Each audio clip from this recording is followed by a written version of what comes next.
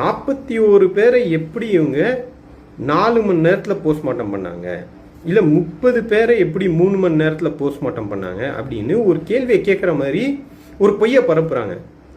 அதில் என்ன உண்மைனா 3 மணி நேரத்தில் 30 போஸ்ட்மார்ட்டம் நடக்கலை, 4 மணி நேரத்தில் 40 போஸ்ட்மார்ட்டம் நடக்கலை, இதுதான் உண்மை.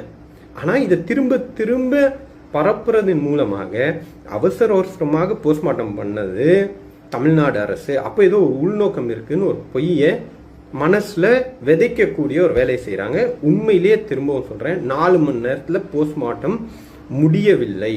தொடங்கிடுச்சானா தொடங்கிடுச்சு. எப்பயும் ஒரு போஸ்ட்மார்ட்டம் எப்படி நடக்கும், எவ்வளோ நேரத்தில் நடக்கும் அப்படின்னா அதிகபட்சமாக 1 மணி நேரம். இது வந்து ப்ராபபிள் காஸ்ட் தெரிஞ்சிச்சு அப்படின்னா ஒரு மணி நேரத்தில் போஸ்ட்மார்ட்டமாக நடத்தி முடிச்சிருவாங்க.